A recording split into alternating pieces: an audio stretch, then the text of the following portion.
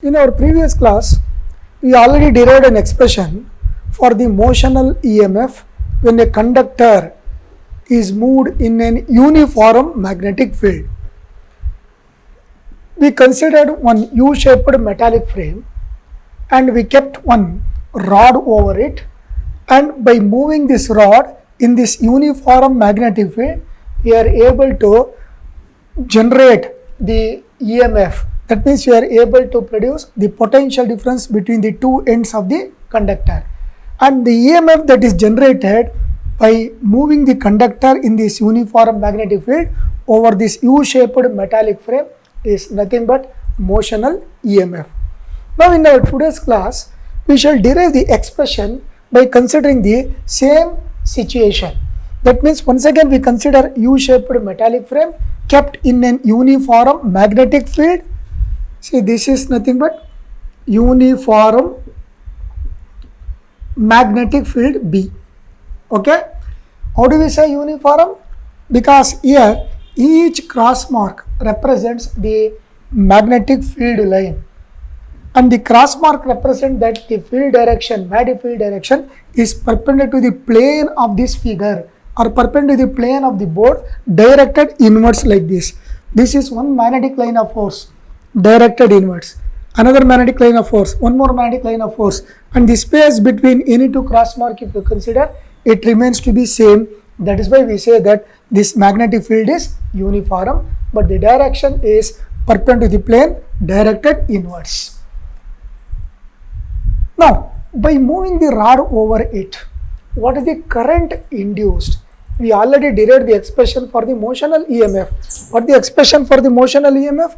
Motional EMF is given by B equal to BL into V, where B is the magnitude of the magnetic field, L is the length of the rod or the conductor, and V is the velocity in which the rod is moved. Suppose if the rod is moved with an uniform velocity, let us say V, then V in this equation represents the uniform velocity. So this is the expression for the motional EMF. Now let us derive the expression for the current that is induced because of this motional EMF. So once again I consider U-shaped metallic frame and I keep one rod like this. Only this rod is movable. Okay, the rod is movable from one end of the frame to another end of the frame. So L is the length of the rod, PQ. Now this forms a closed rectangular loop. PQRS forms a closed rectangular loop because of this rod. If I remove the rod, then it is not a closed loop, it becomes an open loop of U shape. So without rod, it is only U-shaped conductor, U-shaped frame, which is nothing but open loop. By keeping the rod over it, it becomes a closed loop. Now let us write L is the length of the rod PQ. Okay, then B is the uniform magnetic field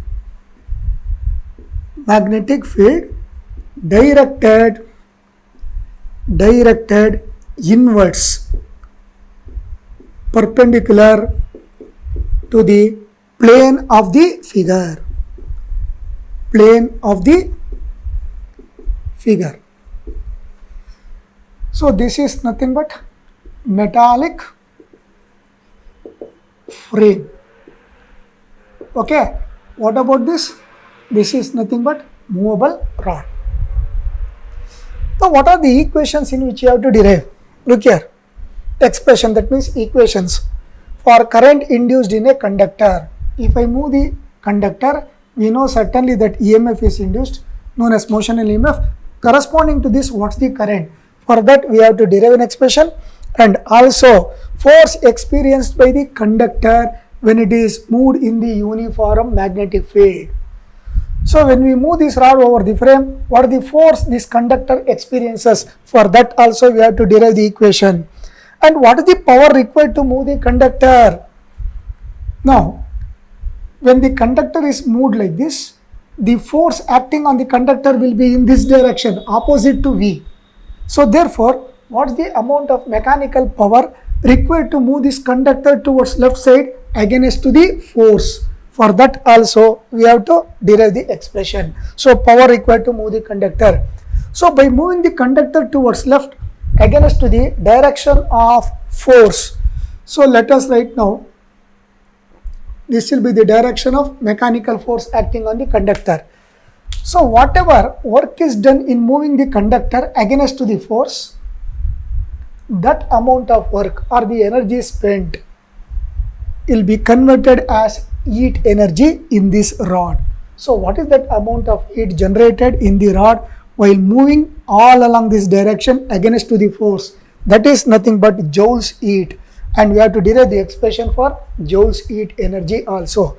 Now let us derive all these expressions one by one. Now let us understand the mechanism, what actually happens when the conductor is moved in one of the direction with a velocity v. See, when the conductor is moved with a velocity v towards left side, then the magnetic field exerts the force on the free electrons of the conductor. Let us write one separate figure for the sake of understanding. See, this is nothing but the conductor. It is being moved with a velocity v.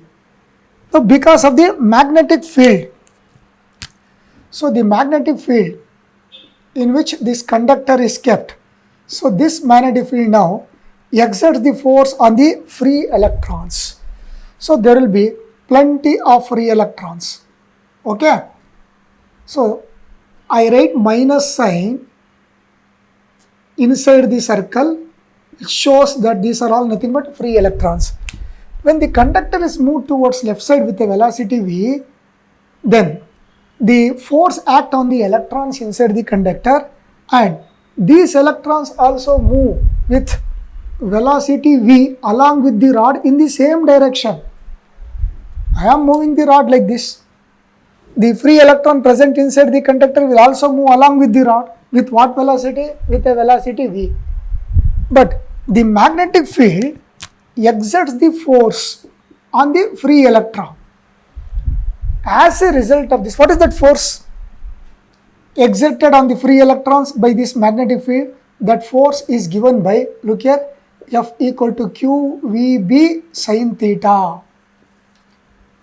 This, which is nothing but Lorentz magnetic force. I write like this, Lorentz magnetic force. But what is theta here?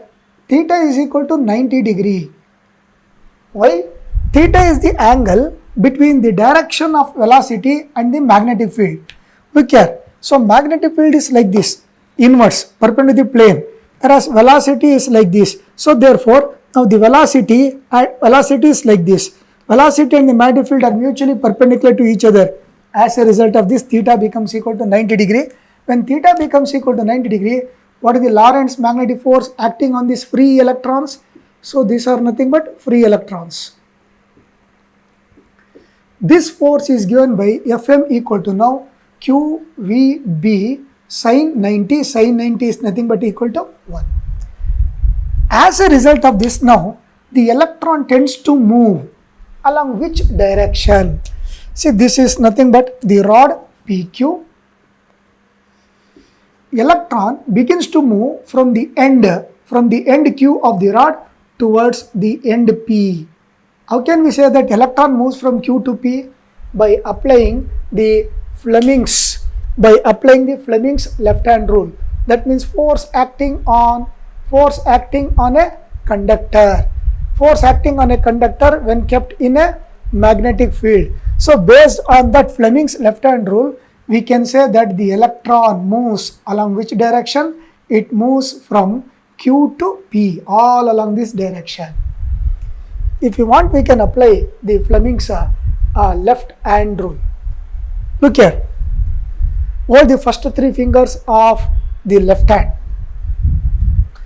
Forefinger represents the direction of magnetic field, which is inwards. Okay. Thumb finger represents the direction of motion of the conductor. So the conductor is moved along which direction here?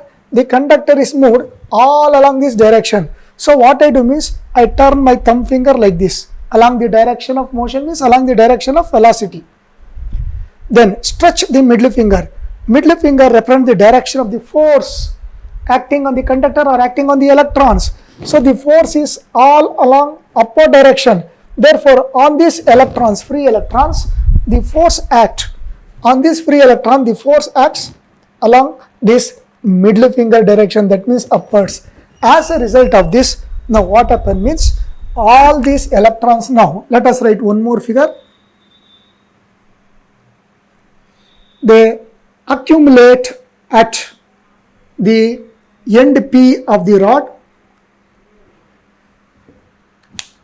end P, thereby now P becomes negative, whereas the end Q, by losing electron, now it becomes positive.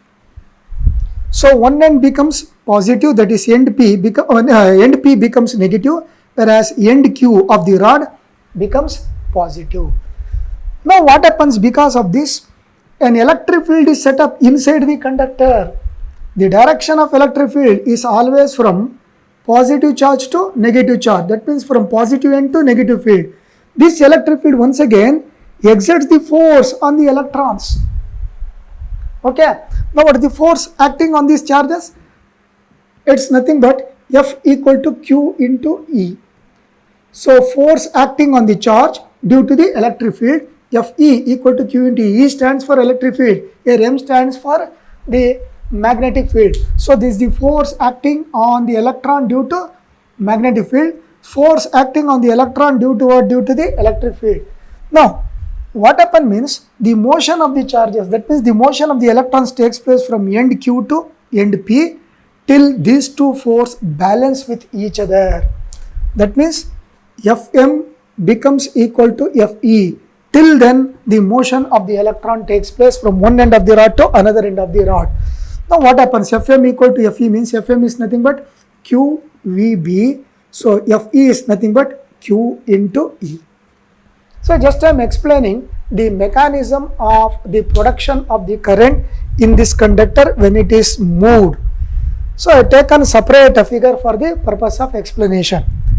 Now look here, what are the things that cancelled? Q1, Q get cancelled. Now we have E equal to V into B. We know the relation between the electric field and the electric potential. So long back, that means in electrostatic chapter we derived that electric field can be expressed as E equal to minus delta V by delta X or delta V by delta L. That means electric field at a point is nothing but negative potential gradient. In the numerator, potential is there. In the denominator, what is there? Distance is there. Okay. Now, what can I write for V now? This can also be written simply as E equal to V by L. Instead of delta V, delta L, I simply write this as V and L. Delta represents to what? Small value. Okay. Then if you cross multiply, neglecting negative sign. So I consider only the magnitude of the electric field. If I cross multiply this, then what do I get? V will be equal to E into L. So let us write that. So but V equal to E into L. V equal to E into L. So what is L here? L is the length of the rod. That means the electron moves from this end to this end, means it travels a distance equal to how much? L. Now if I substitute for E from this equation, then what do I get? V equal to, now remember here two V's are there, so we should not get confused. What is this V? This V stands for velocity. Therefore I write this as like this. Okay. So this V stands for velocity. So this is velocity. What does this V stands for? This V stands for potential. Using this equation, in place of E, I am substituting V into B. But V is nothing but potential. I can represent that by EMF, induced EMF. EMF is nothing but potential. So therefore, E equal to, and we have to write L also, E equal to VB into L. See, this is the EMF induced in this rod when the rod is moved towards left side with a velocity V. Already we have written that. E equal to B into L into V. This is nothing but velocity. Okay. Corresponding to this EMF, now what is the induced current? The induced current now can be written as, look here, current induced in the rod PQ is given by I equal to, look here, E by R. What is the small r here? Small r is nothing but the resistance of the rod PQ. See, why should I consider only the resistance of rod PQ? Because there is one more metallic conductor which is in the form of U shape. Even the resistance of the U-shaped metallic conductor should also be taken into consideration. But I am not going to consider that. Why means? Because resistance of the RMQR, RMRS and RMSP, that means resistance of this side, resistance of this side, resistance of this side, all these side resistance are very, very small compared to the resistance of the rod. So that is why we ignore the resistance of this U-shaped metallic frame, since it is very small compared to the resistance of the rod, which is nothing but equal to R. Now, I equal to, what is E now? E is given by, already we have written here, B L into V divided by R. See, this is the expression for the induced current. Expression for induced current. So, we derived the expression for the induced current. Remember, how can the current flow here? Along which direction the current flows? See, current flows only if the path is closed. Here, the path is closed because of the rod. So, that is why the current flows through what? Through this entire loop. But in the rod, along which direction it flows? To find the direction of the flow of current in the rod PQ, once again we make use of Fleming's rule. That means Fleming's right hand rule we use now. Here we made use of Fleming's what? Fleming's left hand rule to find the direction of motion of the electron, which is from Q to P. But here, along which direction the current flows? Already we know that. Look here, this end is negative finally. This end is positive finally. We know that conventional current always flows from positive end to negative end, or from higher potential to lower potential. Since this end is considered as positive and this end is considered as negative, now the current through this loop flows along which direction? Means it flows from Q to R, then from R to S, then from S to P, and finally from P to Q. See, this is the flow of direction of flow of current inside this conductor. Again, how do you apply the Fleming's right hand rule here to say that the direction of the current is from P to Q? Hold the first three fingers of your right hand. Look here, first three fingers of your right hand. Four finger represent the direction of the magnetic field. Thumb finger represent the direction of motion. Conductor is moved like this. Motion of the conductor. Okay, field direction, four finger. Thumb finger represent the direction of motion of the conductor. Then the middle finger represent the direction of induced current. That means the current is flowing in downward direction. That means it is from P to Q according to Fleming's right hand rule. So, direction of current is from P to Q according to Fleming's right hand rule. Come back to this. Look here, what about the direction of motion of electron here? So, let us mention here once again for the sake of understanding. Direction of motion is determined according to Fleming's left and rule. Your left hand rule is used to find the direction of motion of the electron. Your right hand rule is used to find the direction of motion of the current, conventional current. Okay. Now let us find out the force experienced by the conductor. How do you find? Look here, when once the current starts flowing through the conductor, it means that the conductor carrying current is said to be kept in the magnetic field. Whenever we keep a conductor carrying current in a magnetic field, certainly that conductor experiences the force. We already derived the expression even for this also. Now let us know about this. Look here, suppose this is nothing but the magnetic field. Now if you keep a conductor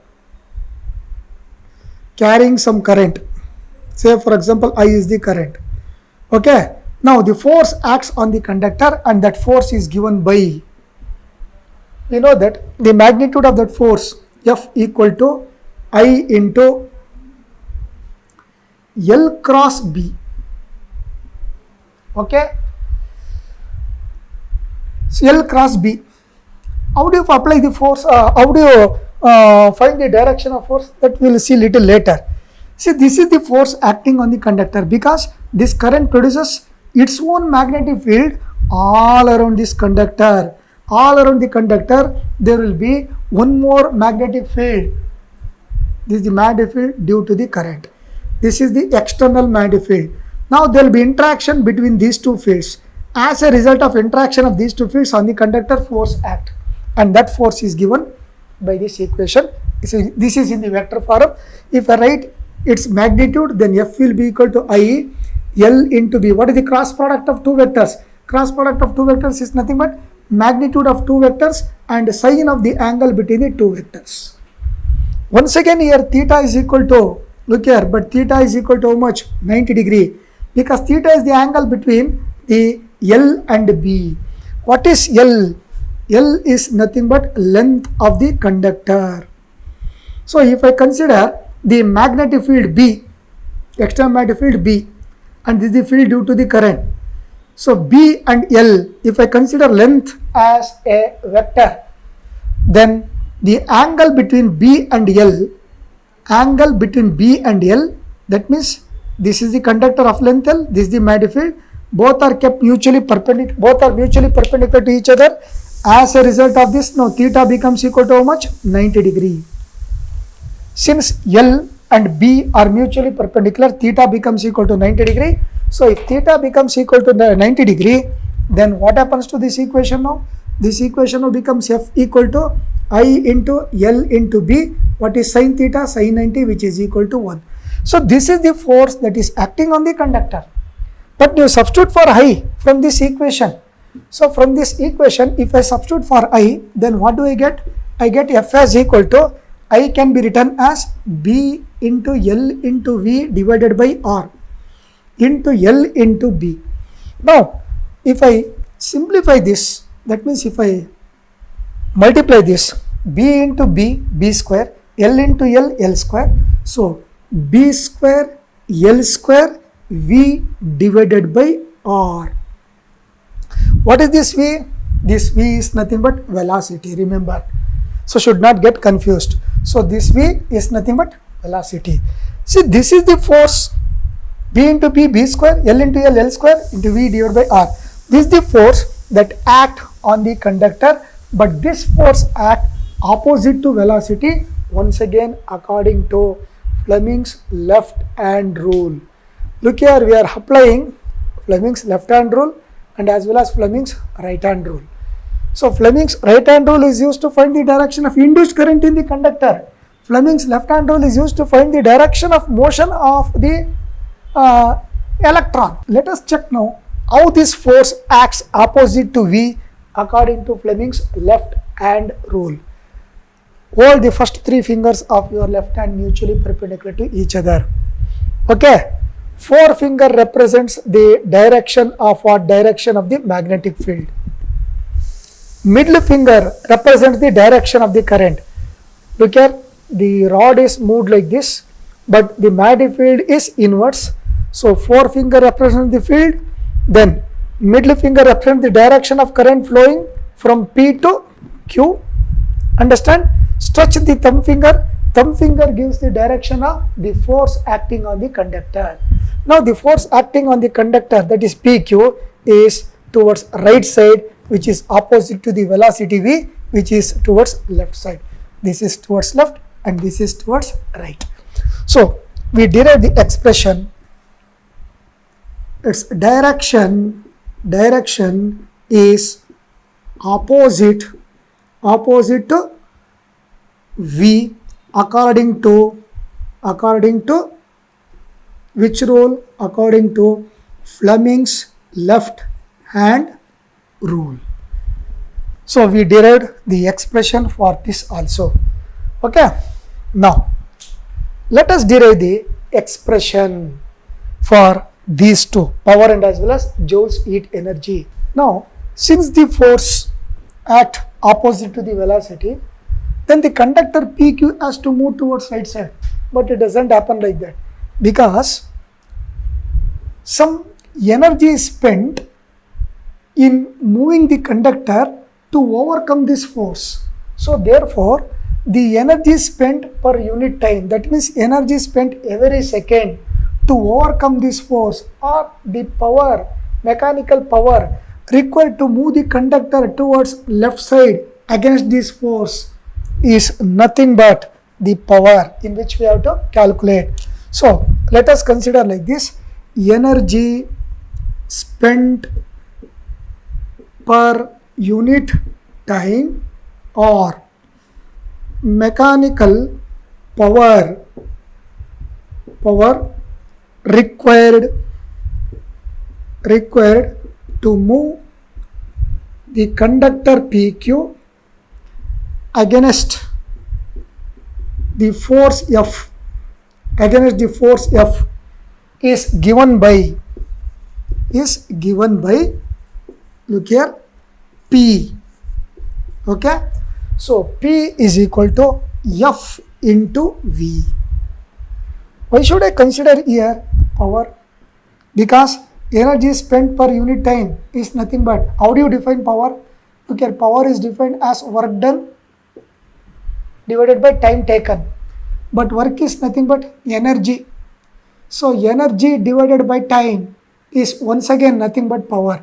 So power is nothing but work done or time taken or energy spent per unit time. So that is why here I have written energy spent per unit time or mechanical power required to move the conductor towards left side with a constant velocity V against the force F.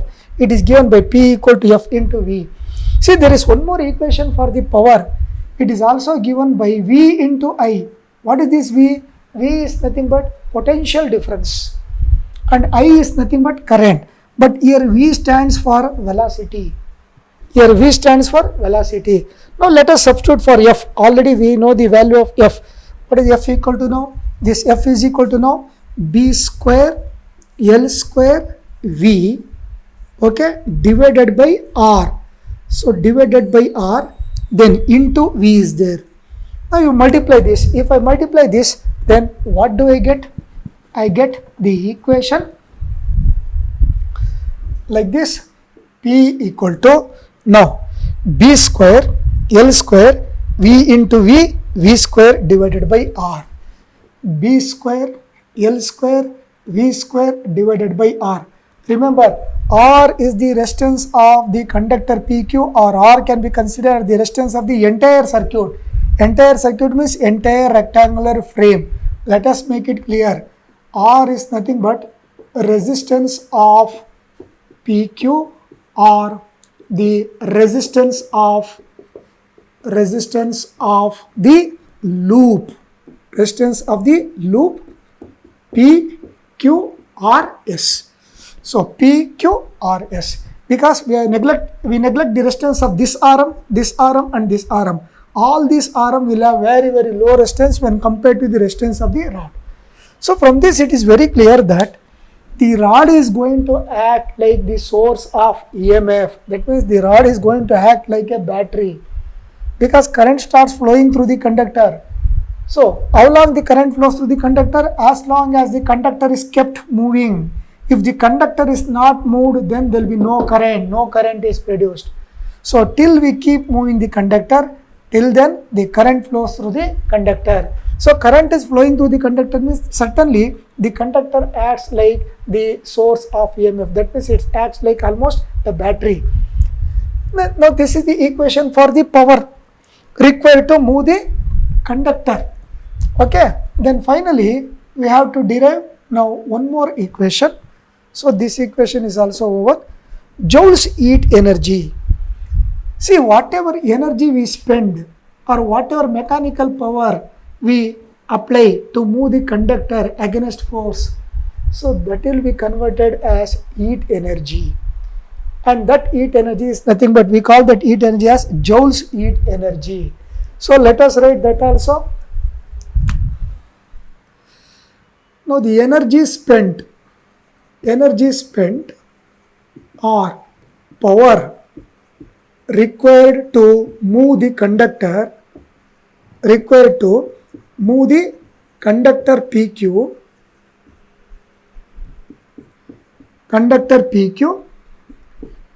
with a constant velocity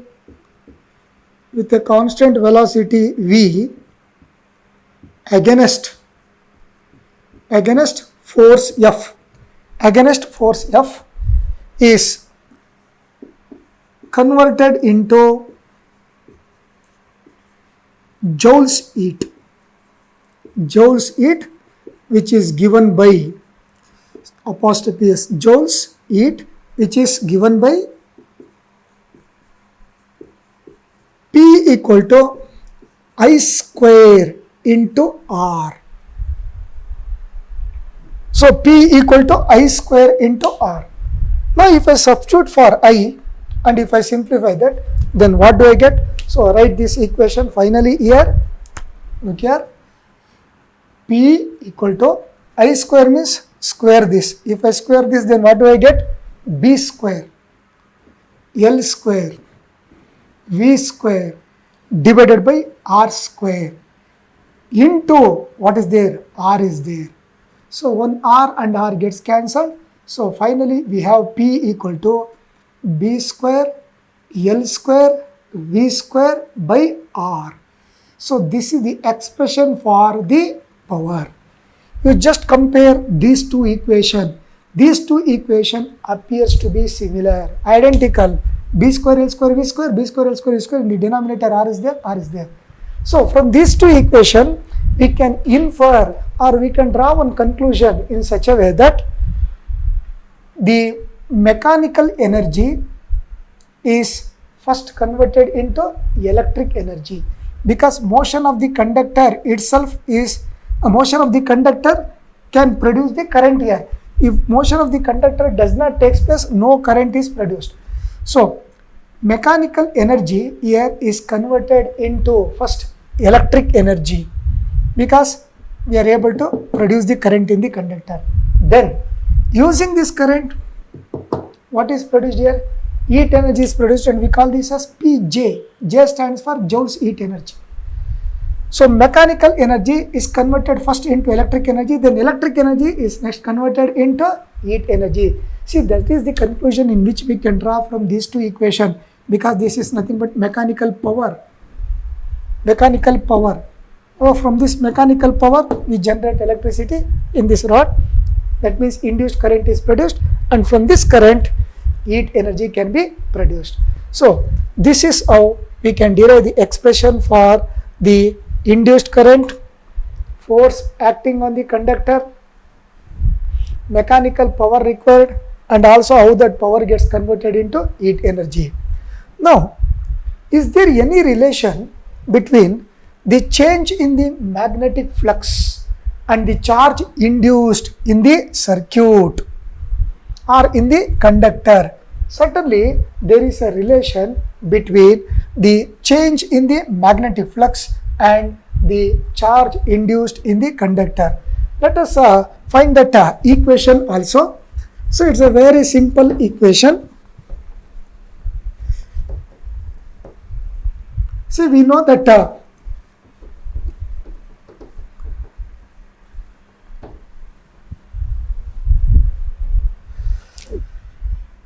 induced EMF is given by E equal to minus d phi b by dt. Rate of change of magnetic flux is nothing but equal to induced EMF. But what is E? E equal to I into R, where I is the current flowing through the whole circuit or through the rod, and R is the resistance of the entire circuit. Okay. Now if I substitute this in this equation, then what do I get? I get this as I into R is equal to d phi b by dt. Okay. But what is current? But current is defined as time rate of flow of electric charges. That means I equal to dq by dt. Now if I substitute for I in this equation, okay. So if I substitute for I in this equation, then what do I get now? I get dq by dt into R is equal to d phi b by dt. dt and dt gets cancelled. Then what is R equal to, what is this dq equal to? dq equal to d phi b by R. So this is nothing but the expression for the charge induced in the conductor. Charge induced in the conductor is nothing but equal to ratio of change in magnetic flux to the resistance of the conductor or resistance of the circuit. So change in the magnetic flux takes place when the conductor is moved like this. See, when the conductor is at this position, for this entire area, this is the area in which the flux is enclosed. If the conductor is brought from this position to this position, say for example, if I move the conductor and if I bring this conductor here to second position, let us say this is position 1, position 2. When it is at the position 1, large area is enclosing the magnetic flux. When it comes to the position 2, only this small area, that means small amount of area encloses the magnetic flux.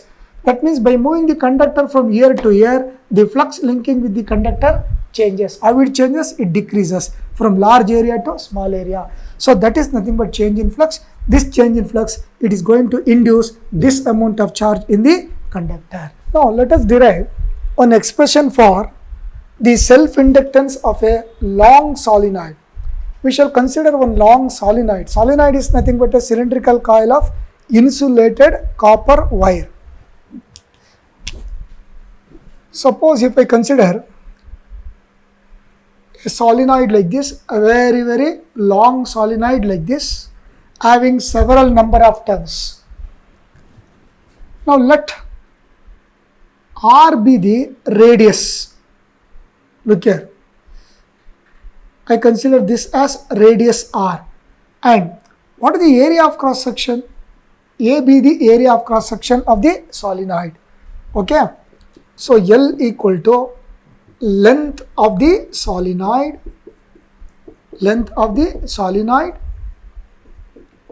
then R equal to radius of the solenoid, and A is nothing but area of cross section of the solenoid. Okay, let us consider the length from where to where. Look here. So from first turn to last turn. Let the solenoid contain how many turns means let it contain n turns. So this is nothing but area of cross section represented by A, and this R is nothing but radius. Okay. Now what I do means I pass time varying current. Time varying current means a current which varies with the time. With the passage of time, the current should also vary. Either it should increase or it should decrease with the time. So that's the meaning of time varying current. Now if I pass the current, then what happens? A magnetic field is produced inside the solenoid. Look here.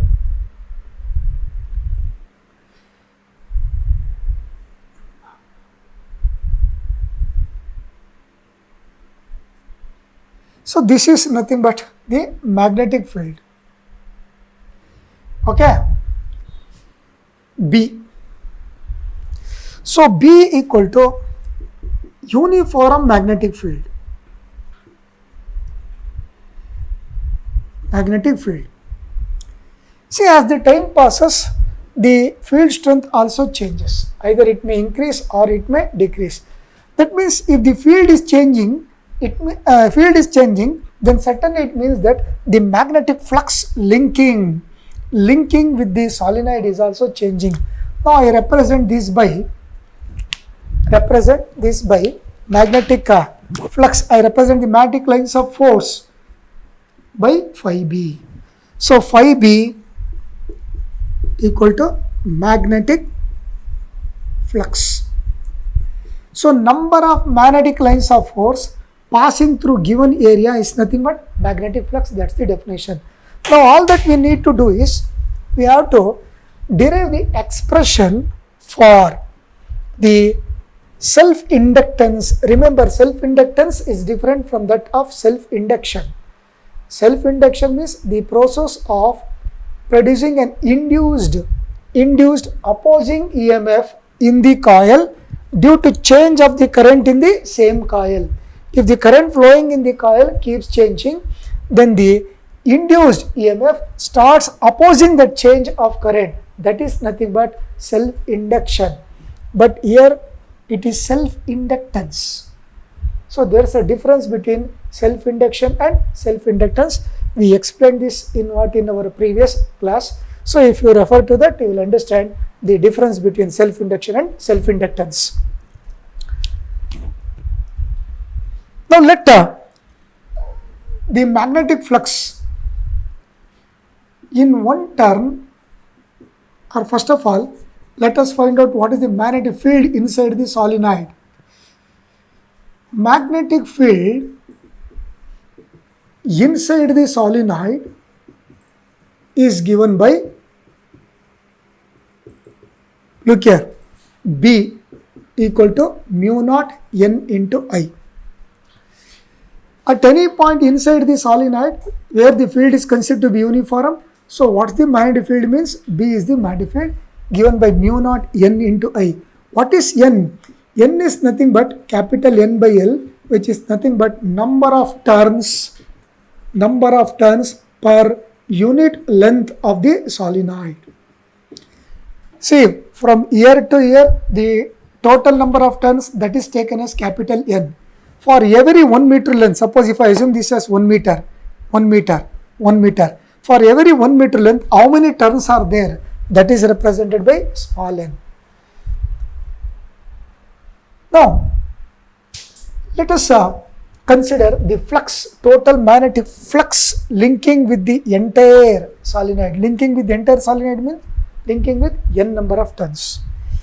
If phi b is the magnetic flux already we have written, magnetic flux linking with one turn,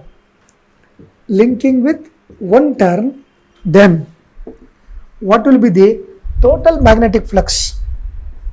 N into phi b is nothing but total magnetic flux linking with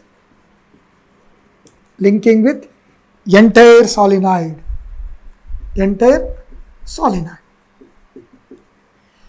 Okay. Now, how do we write this? N into phi b. N into phi b is nothing but B into A, because we know the flux equation. N into B into A. N into B into A. What is the magnetic flux equation? Flux is given by phi b equal to B into A. This is only for one term. Then for n number of turns, what is the total magnetic flux? N into phi b, which is nothing but N into B into A. So that is what we have written here. Now you substitute for B. What is B? So this becomes equal to N I written as it is. For B I write mu naught N into I into A. So this is nothing but the total magnetic flux linking with the solenoid in terms of what? In terms of number of turns per unit length, in terms of current, in terms of area, and also the total number of turns. But what is N into phi b? In case of self-inductance, it is given by L into I. Okay? So, this is for self-induction. And what is this L called as? L is known as self-inductance. Self-inductance or coefficient of self-induction. Okay? So, self-induction is different from that of this. N into phi b equal to L into I. Now, if I equate or if I compare this equation with this, let us call this as equation 1 and this as equation 2. So, if I compare 1 and 2, so from 1 and 2, what I can write? From 1 and 2, N into phi b is there, N into phi b is there. Left hand side of 1 and 2 are equal, N into phi b, N into phi b. Therefore, right hand side of equation 1 must be equal to right hand side of equation 2. So, I write like this, L into I equal to N into mu naught, N into I into A. So, I and I gets cancelled. Then, what is left? L is equal to now mu naught N capital N into small n into A. Now, I can convert this capital N into small n. How? See, we know from this equation, small n equal to capital N by L. What is capital N now? Capital N is nothing but N into L. Now, if I substitute for this, then what do I get? L equal to mu naught. For capital N, I write N into L, then into N. So, this is nothing but N into A. So, L equal to finally mu naught L, N into N square into A. So, this is the expression for the self-inductance of a long solenoid. Okay. So, if you consider one solenoid like this, a very, very long solenoid, by passing the current through the solenoid, we can find the self-inductance of the solenoid by making use of this equation. What is mu naught? Mu naught is nothing but absolute permeability of free space. L is nothing but length of the solenoid from one turn to another turn, last turn, one turn to last turn. Then A, area of cross section of the solenoid. R means it is nothing but radius. We can express even this area in terms of radius also. Suppose if the solenoid is wound over a iron core, then in such a case, what happens to the self-inductance? See here, inside the solenoid, it is nothing but air. It is an air core solenoid. Suppose if the same coil is wound over an iron rod, then what will be the self-inductance? Let us write for that. For a core of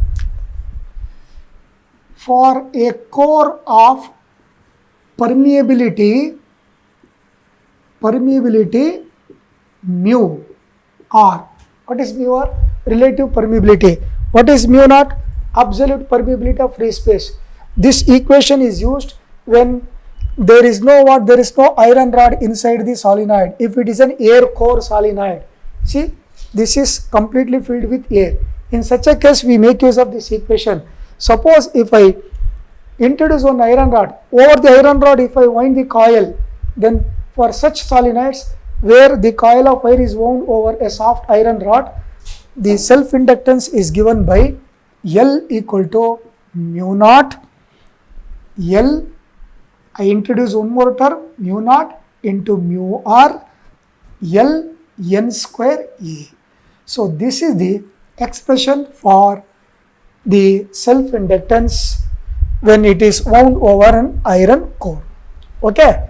For an iron core, we shall write here, when the coil is wound over an iron rod, then we have to use this equation. Now, from this equation, suppose if we consider on what factors the self-inductance of the solenoid depends? Look here, we can say that the self-inductance of a solenoid depends on self-inductance of a solenoid depends on what factors? Depends on number 1, area of cross section. Okay. See, area of cross section means usually we consider this one, this entire cross sectional area, or else we can also say like this, it depends on the geometry of the solenoid. Geometry means what? R. It also depends on geometry of the solenoid. Geometry means it is nothing but the length and as well as area of cross section. Length and area. This way also we can say. This is one factor on which the self-inductance of solenoid depends. That means if A increases, L also increases. Capital L. See, small l and capital L are different. This is length of the solenoid. This is self-inductance. Self-inductance increases if length of the solenoid increases. Self-inductance increases if area of cross section increases. Then it also depends on number of turns. Greater the number of turns, greater will be L. Because what is N? N refers to number of turns per unit length. If capital N changes, small n also changes. So that's why we say that it depends on number of turns. Then it also depends on the relative permeability. What is that relative permeability? That relative permeability is nothing but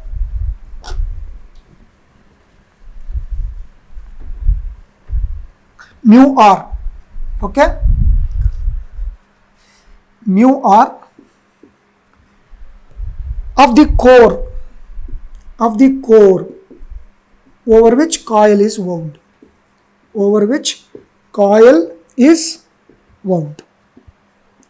So whether we wind the coil over an iron rod or a copper rod or a zinc rod, so based on the permeability of that metal also the value of L depends. Look here, L depends on permeability, relative permeability. L depends on length. L also depends on area of cross section, and L also finally depends on the number of turns. So these are the factors on which the self-inductance of a coil depends. Now let us consider two solenoids which are kept coaxially, one inside the other. Coaxially means having common axis. Now say for example, let us consider now this is one solenoid and this is another solenoid. Now if I keep these two solenoid, that means one solenoid inside another, then it is nothing but coaxial arrangement. Okay, let us call this as S2, that means coil 2, and this as coil 1. Coil 1 is kept inside coil 2. Now by passing the current through coil 2, then what will be the mutual inductance between these two coils or between the pair of these coils? Let us derive the expression. Okay, so what I do means I keep one coil inside another coil, then if I do so, then it is a coaxial arrangement of the coil. Then by passing the current in one coil, an EMF will be induced in another coil. Now what is the mutual inductance between the two coils? That I am going to find out in the form of mathematical equation. S1 and S2 are two solenoids, two long solenoids.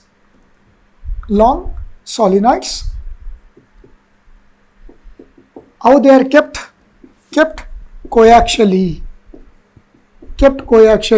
And remember, S1 is kept inside S2. S1 is kept inside S2. Okay, now for S1. Okay, S1. S1 means inner coil, which is kept inside. Inner coil. For this, I consider like this: N1, number of turns.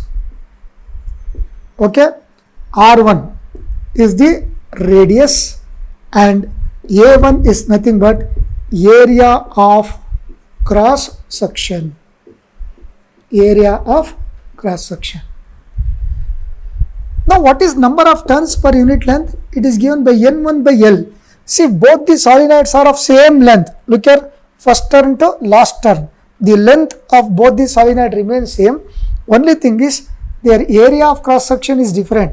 For inner coil, first coil area of cross section is A1. For second coil, bit larger, area of cross section is A2. Then for the inner coil, I consider the number of turns as equal to N1, total number of turns, right from this end to this end. Number of turns as N1. Then for the outer coil, number of turns, total number of turns is N2. So let us write this. Then for S2, S2 means outer coil. Okay, I shall write the same now. N2, number of turns for the second coil. Then R2 is the radius of second coil. Then A2 is nothing but area of cross section. Area of cross section. Then what about N2? N2 is nothing but number of turns per unit length. Capital N2 divided by L. So remember this, there is a difference between N1 and N1. So what does this N1 represents? Number of turns per unit length. Okay, here also N2 represents the number of turns per unit length. Now, by passing, I pass the current.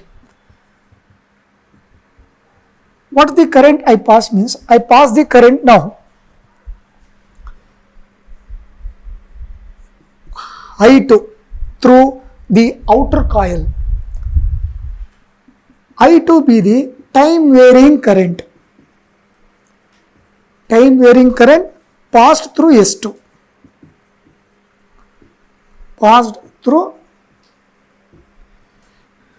S2. Time varying current means with the passage of time, the magnitude of the current keeps changing. Either it may increase or it may decrease. If the magnitude of the current changes, then what happens to the magnetic field? Magnetic field also changes. If magnetic field changes, then the magnetic flux also changes. See, when we are passing the current through the second coil, that means second solenoid, the magnetic field produced inside S2. Let us write one separate figure for this. Okay, so I write S2 through which current I2 is passed. So there will be a magnetic field inside this solenoid. Now let phi 2 be the magnetic flux linking with each turn of the solenoid. So if phi 2 is the magnetic flux, because of the current, time varying current I2 passed through the second coil, inside the second coil we have kept the first coil, remember. Now when this magnetic flux linking with the second coil changes, then the flux linking with the first coil which is kept inside S2 will also change.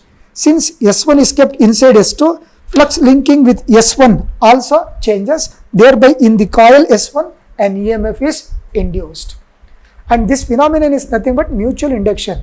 Producing an induced EMF in one coil by passing the current through the other coil is nothing but mutual induction of two coils or mutual induction between a pair of coil. But here we need to derive the expression for mutual inductance, not for mutual induction. Already I told you mutual inductance is different from that of mutual induction. Now what I do means I consider the total flux linking with the first coil. Let us write like this. Before that, what is the magnetic field inside? Magnetic field inside S2, it is given by B2. With respect to second coil, I use the subscript 2. With respect to first coil, I use the subscript 1. So B2 is equal to mu naught N into I. This is the equation. But N means number of turns per unit length. That means second coil, N2. What is the current? Current passed through second coil is I2. Then, now, what will be the total magnetic flux that is linking with or changing with the first coil? Let us consider total magnetic flux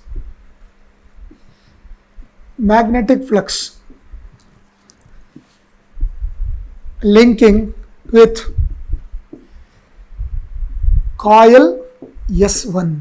Coil S1 means inner coil. Okay. It is given by N into phi B. See, N refers to number of turns. Here, N refers to number of turns means which N I have to consider, whether with respect to first coil or second coil. That is the question. We are considering the magnetic flux linking with coil S1. Therefore, I consider this as N1. Then, flux linking with which coil? Flux linking with the first coil itself, N1 phi 1. Okay. Then, this can be written as, how do we write this? This can be written as N1 into B into A. B means what? Magnetic field. How does the second coil here gets linked up? The second coil gets linked up with the magnetic field produced by what? Produced by the outer coil. Outer coil produces a magnetic field how much? B2. So therefore, here we have to consider B2. Then what about this A? So this is nothing but A2. We must be careful while writing the subscripts. Total flux linking with the inner coil is given by N1 phi 1, which is equal to, according to the formula, N1. What is the equation for flux? Magnetic field into area. Magnetic field means what? Magnetic field means it is nothing but the field produced by passing the current through second coil, that is B2. Okay. Then A2. A2 is the area. Shall I consider A2 or A1? That's the question here. So here A1, because we are considering, we have to make one change.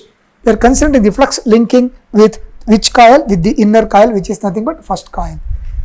Now what I do is I substitute for B2 here. So remember, the subscripts N1 remains as it is. For phi 1 you write B into A. B means don't write B1 because B1 is not produced here. We have passed the current through second coil. Therefore, magnetic field B2 is produced, not B1. And flux linking with first coil means A1. So I write this as N1. What is B2? B2 is given by mu naught N2 I2 into A1. So this is the total magnetic flux that links up with which coil? That links up with the coil, inner coil. So the total flux that links up with this is nothing but N1 into phi 1, which is given by this equation. See, this N1 phi 1 can also be written like this.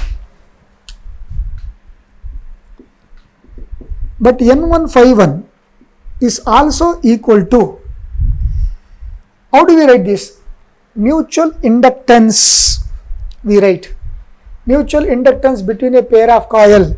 So which is nothing but M12.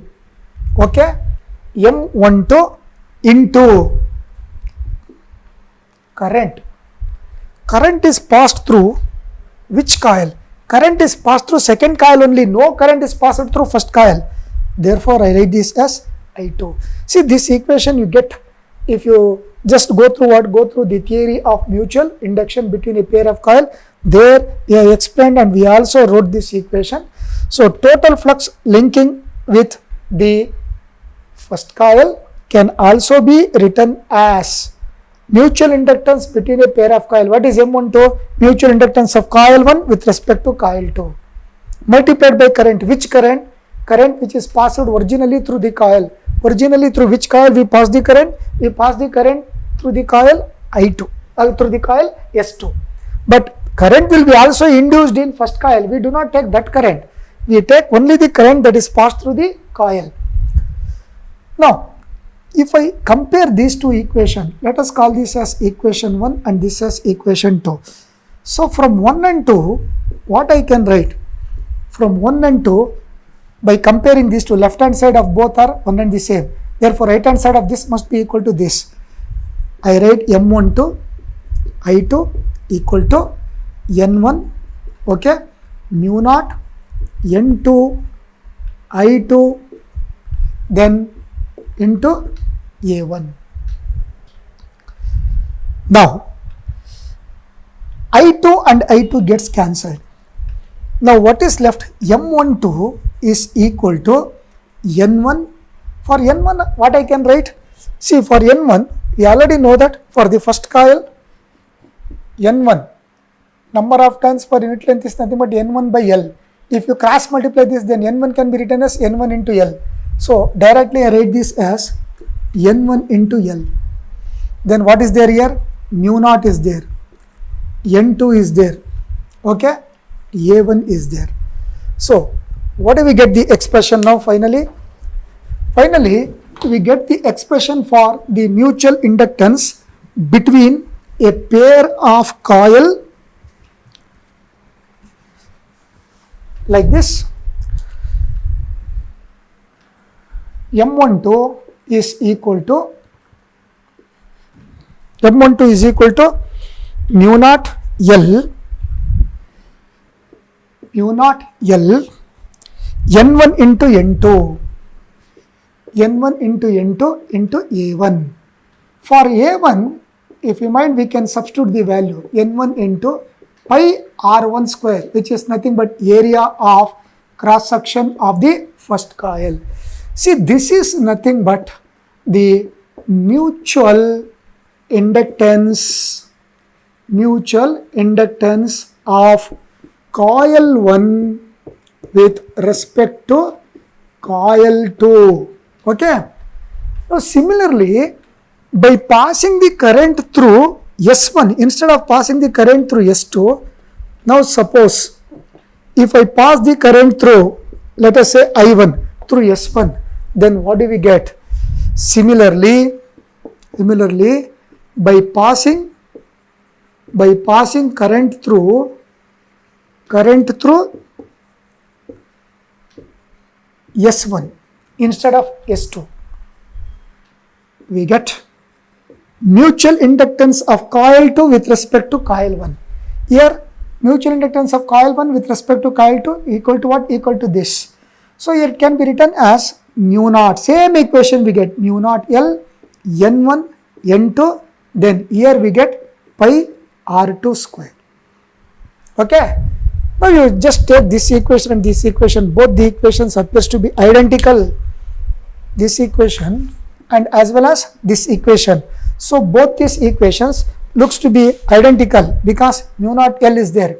Mu naught L N1 N2 pi is there. Only thing is here R1 is there, here R2 is there. R1 square, R2 square. Therefore, in general, what we can write? So, in general, mutual inductance between a pair of coil, whether you pass the current through S1 or whether you pass the current through S2. But we should not pass the current through both the coils at a time. Through any one of the coil, we have to pass the current, not through both the coils. Because if we pass the current through one coil, then because of change in magnetic flux linking with the other coil, current will be induced in that coil. Pass the current through one coil, so that induced current appears in the other coil. So, therefore, in general, it can be written as M12 is equal to M21, which is equal to mu naught L N1 into no change in it. Then pi, instead of writing R1 or R2, in general I write this as R square. See, this is the mutual inductance between a pair of coil. Suppose if I consider the iron rod for which the coils are wound, That means if I introduce a relative permeability, then the equation takes the form like this. If the coils are wound over a soft iron core of permeability, relative permeability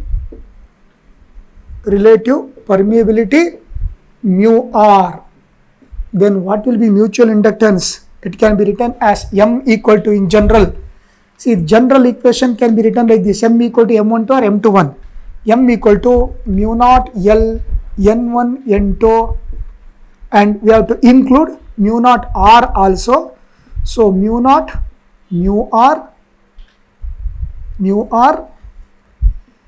L N1 N2 into pi R square. So this is the expression for the mutual inductance if the coils are wound over a soft iron core. So on what factors, once again, the mutual inductance between a pair of coil depends? See, we can write on what factors the mutual inductance depends. Look here, first of all, it depends on mutual inductance depends on number one. Look here, it depends on relative permeability, no doubt about it, and also it depends upon the length of the coil, and it depends on area of cross section.